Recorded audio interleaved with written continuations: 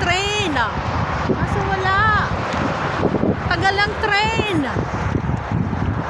Papunta kami Adelaide, guys.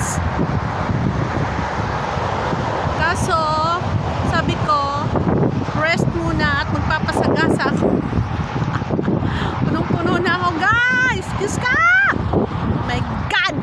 Ang dami kong problema, guys. Ano ba? Kala nyo lang masaya. Pero hindi. Ang tagal ng train. Asan ka na train? Tagal mo.